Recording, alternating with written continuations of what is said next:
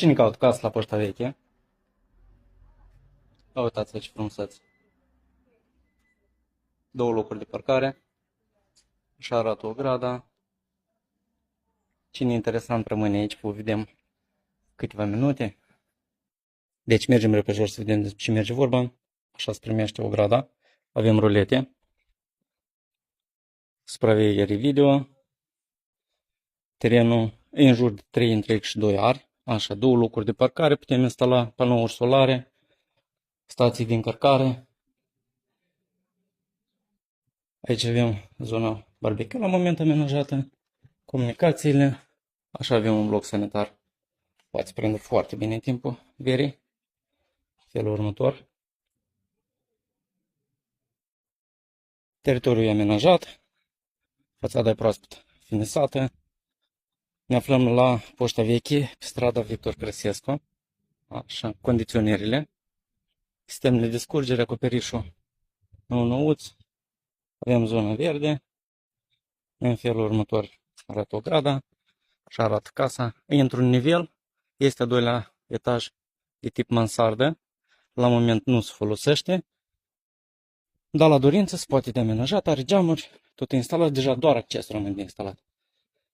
E foarte frumușel. Mergem înăuntru să vedem ce merge vorba. Înăuntru urmează să finiseze. Mai sunt puțin de lucru.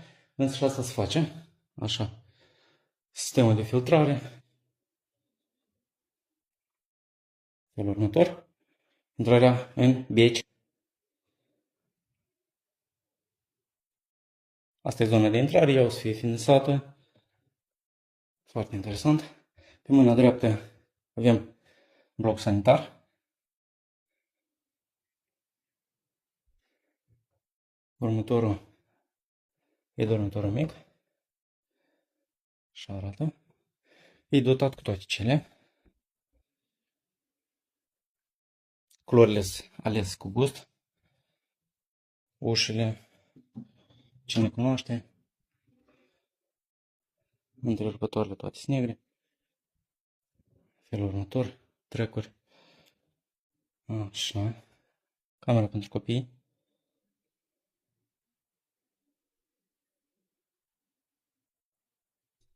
Ca să nu ne pierdem. Intrarea. Dormitor. Așa. Felul următor. Condiționare.